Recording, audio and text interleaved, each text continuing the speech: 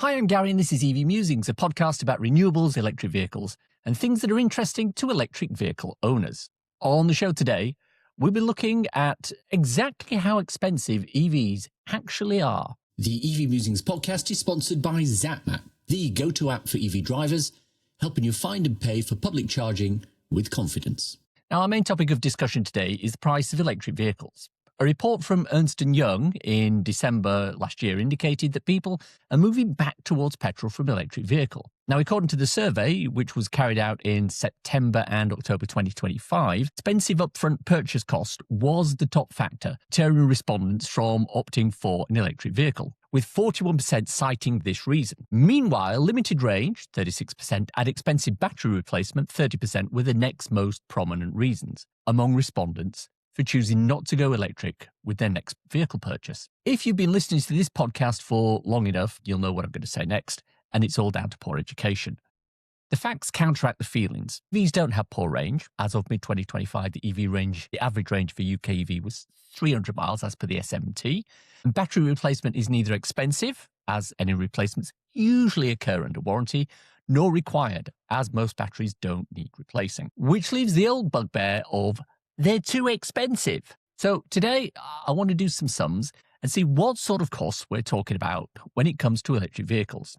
I'm going to start with a report produced by Electric Vehicles UK called the Cost of Driving Electric Report, CODE for short. Clever. In the introduction to that report, motoring journalist and EV reviewer Ginny Buckley said, quote, "These figures expose a striking disconnect in public perception and underscore the indispensable role of the EV UK Cost of Driving Electric Report in setting the record straight on the true affordability of electric car ownership."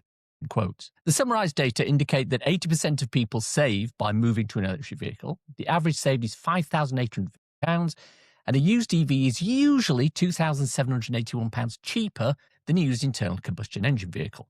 Now, before we go any further, I want to address the elephant in the room, which will be that those people who are now shouting back at their device saying, "I looked, and electric cars are far more expensive than petrol cars. I can't afford one." Well, that's possibly correct, but only in the context of your personal circumstances. Your individual circumstances will define what you can and cannot afford. Now, I, for example, couldn't afford to take out a loan to buy a new £53,000 Polestar 2 long-range dual motor. The repayments are too expensive, and it's just not worth it to me. But I could afford to get a used Polestar 2 long-range dual motor on a lease. In fact, it's costing me less per month than my old ID3, and about £180 per month less than the loan I was repaying for one of the Porsche 911s that I used to drive back in the early 2000s. Now, the reason I couldn't afford to take out a loan wasn't because it was an electric vehicle, it's because it's an expensive luxury saloon. I also couldn't afford a loan on a Porsche Panamera, a Mercedes C-Class, or a BMW 7 Series either, regardless of the powertrain. Also, if you're the sort of person who tends to buy cheap fourth or fifth-hand vehicles for £1,000 and run them into the ground before scrapping them, then yes, an EV at the moment will probably be too expensive for you.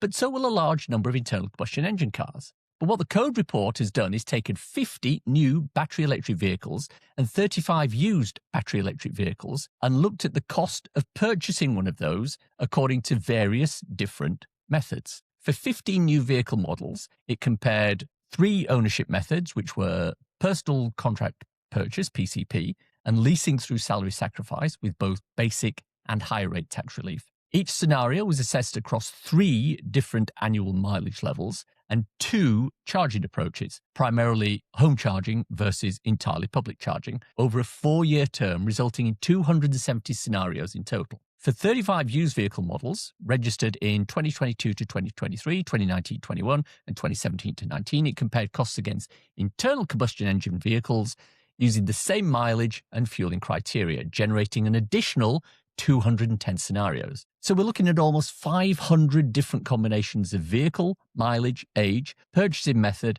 and time frame. Let's dig into the data. There is a broad spread of outcomes, but consumers who charge mostly at home are far more likely to save money with an EV compared to an ICE vehicle. Only a small proportion of outcomes, fewer than 10%, result in the consumer paying more. For drivers without home charging access, the median outcome still results in a saving of £430 a year. However, there is a 42% chance that they'll end up paying more over the term of the car. And this is all down to the cost of public charging, which, of course, has nothing to do with upfront purchase price, as quoted by the Ernst & Young report. By the way, if you want to learn more about how to cut your public charging costs using subscription, cheap charge point operators, and time of day tariffs, there's an episode coming later this season talking all about that. In the used market, the difference is even starker. For a 6-year-old Audi e-tron, you can save almost £12,000 against the price of an equivalent Audi Q7. 12 grand.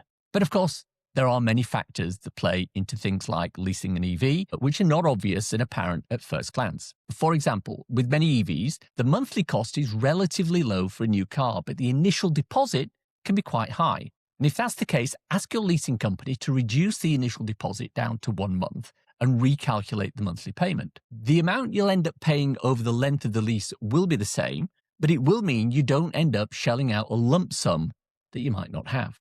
Second-hand cars are where the major financial benefits come for EV buyers. The theory is that schemes such as lease schemes and salary sacrifice schemes bring new cars to market, and after 24, 36 or 48 months, these go to the second-hand market with all their initial depreciation taken off. And that's how I was able to get a nicely spec'd Polestar 2 with the Plus and Pilot Pack for less than the cost of a much cheaper ID3 leased from new. Plus, I have the option of paying a relatively small balloon payment for the car when the lease is up to take total ownership of it. So what does the cost of driving electric report say about used car drivers? Well, let me give you a quote. Drivers with driveways or used car owners with access to home charging, driving electric was cheaper in 90% of scenarios. Where it was more expensive, it was in some instances of low annual mileage, fewer than 5,000 miles per year. However, even in these cases, driving electric remained cheaper for 74% of the vehicles analysed. The average saving over 5 years for someone charging at a home was £5,317. Drivers without driveways or consumers without access to home charging, a higher cost of public charging, reduced savings. At 5,000 annual miles, over 60% of used EVs were still more affordable over a 5-year term than their ICE counterparts. However, at 10,000 annual miles, this dropped to 46%. The cost of charging away from home is a significant challenge for all stakeholders, not least drivers, end quote. Now, you may think that this report is slightly biased, being created by Dan Caesar, Tanya Sinclair, and the good people at Electric Vehicles UK. And that's a fair point, although the data set tell the same story regardless of who's telling it. So I checked, and there's a report produced by Anderson EV in February 2025 that said there is a, quote, pronounced difference in the cost to own and run an electric car versus an equivalent petrol-powered model. The overall cost of running an electric vehicle is now £1,154 per annum, which is 50.2% less than the £2,316 equivalent cost to run a conventional petrol-driven car over the same period. Quote, this had calculated the overall ownership cost for an EV and petrol-powered car by assessing the latest road tax charges, average fuel, recharge costs, typical servicing costs, and average insurance premiums, and unveiled that combustion engine owners are spending 50% more than EV drivers. Now let's dig a little deeper into the cost of driving electric report and look at specific information about used vehicles. Now here's a set of direct quotes from the report. Quote, 2 to 3 year old cars among used vehicles registered in 2022 or 2023, 12 out of the 15 most popular EVs are priced lower than their ICE equivalents. The only exceptions are the Kia Niro EV, the MG4, and the BMW i4. For 4 to 6 year old cars, for vehicles registered between 2019 and 2021, the trend is similar. 8 out of 10 of the most popular battery electric cars from this period are more affordable than their petrol counterpart. The only exceptions are the Tesla Model 3, and as with 2 and 3 year old cars, the Kia e-Niro. For 6 and 8 year old cars, finally, looking at the oldest EVs available in large numbers on the used market, we examine the most popular models from 2017 to 2019, and once again, 8 out of 10 EVs are priced lower upfront than their petrol equivalents. The only exceptions, which retail for slightly more, are the Tesla Model 3 and the Hyundai Kona. End quote. Now again, let's look at alternate sources of information to see what they say. A recent report from Car Gurus found that, quote, used combustion engine models are on average £2,560 more expensive than equivalent electric models of the same age and mileage from the same manufacturer, a difference of 10%. In addition, car gurus explored the typical mileage of models listed on the platform and found that, quote, on average, EVs had 18% fewer miles, equating to 3,250 miles less, than the comparable ICE models, further adding to their appeal, end quote. So we've seen the data. We've used multiple sources to prove this. But still, the general population think that EVs are more expensive than ICE cars, and that's putting them off looking at them. So why is that? Well, good question. And the answer is, as I stated right back at the start of this episode, education. Remember, the vast majority of people in the UK and indeed worldwide have never sat in an electric car, and even fewer have actually driven one. A lot of what they hear about EVs comes from media that's also created by people who've never driven one. Specifically, they'll read headlines that are anti-EV without reading the actual article that may have more nuance and in fact be neutral or pro-EV. It's clickbait. You see it all the time on social media, for example. Put anything up that portrays EVs in a positive light, and you'll soon see a stream of comments bringing up all the old tropes and myths as mentioned right at the start. These are rehashing either facts that were accurate 6 or 7 years ago when EVs were more expensive, or they're propagating the same talking points they see elsewhere. But as for up-to-date experience with EV prices, many people will have taken what they've heard from the media, both mass media and social media, and use that to inform their decision. I've been told that EVs are more expensive, so I'm not actually even going to look myself to see what the situation is. I'll just take it as fact that they are more expensive. So let's take a look at a couple of recent examples of good EV pricing. Ford recently released their Gen E Puma, the electrified version of the best-selling car in the UK. At launch, you could get a Gen E on a 2-year lease, 15,000 miles a year, free servicing and breakdown, 3 months deposit at £300 a month, including a free wall box or £260 Electroverse public charging credit. Now let that sink in. A brand new EV with high annual mileage on a short-term lease for less than I was paying for my ID3 5 years ago. For context, a Ford Puma ST Line X, which is the closest spec to the Gen E Puma, can be purchased from Ford on a Ford Options finance model for $337 per month. But that's only 9,000 miles per year instead of 15,000, 38 months instead of 24, and a deposit of £5,000, not 900. And you've still got £12,000 to pay at the end to take ownership. Or how about a BYD Dolphin? You can get one on PCP direct from BYD themselves for £289 down and £289 per month over 49 months with 6,000 miles per annum. That's a great car for not a lot of money. The nearest car I can think of that's internal combustion engine that will be an equivalent will be a Toyota Yaris. I chose a similarly priced Yaris GR Sport Hybrid and found a quote online wanting £3,000 deposit, 42 payments of £392 per month, and a final balloon payment of almost £12,000 on 8,000 miles per year. I know which of the two I'd be taking in either case. Now, there are numerous other examples of deals like that out there if you want to look. And that's not even looking at cars which are in and of themselves quite cheap. The Leapmotor TO3 is under £15,000. The Dacia Spring is now cheaper for the current model year than it was for the previous model year. £16,000 for the short range model, £17,000 for the longer range. The Renault Twingo will be £18,000 when released later this quarter. Or the Renault 5, one of the best little cars on the market at the moment in terms of fun, performance, range, and price. £21,500 for the 40 kilowatt-hour model and £24,000 for the 52 kilowatt-hour model. Now, for comparison, that's a car that has almost the same battery size as my last ID3, but which is £15,000 cheaper than the VW was when new. The current ID3 with the same battery size is almost £6,000 more expensive. Even the Hyundai Insta, a great little car that's getting rave reviews, is available on the road for under £24,000. These are all brand new prices. In a few years, when these hit the second-hand market, they'll be really good value. But it gets even better. Friend of the podcast, Rob Shaw, you may remember he and I did a 1,000-kilometre journey in one day around the charging wastelands of the UK in episode 102, has recently released an excellent video showing some of the pre-registered savings you can make on very low mileage EVs. Dealers are pre-registering their cars, which is a practice that's been going on for years to massage registration figures, and they sell them off with mileages as low as 10 miles on the clock and at substantial discounts. Rob quotes several examples, including a BYD Atto 3 list price of $38,800 with a £12,000 discount. That's 30% off the price just because it's pre-registered.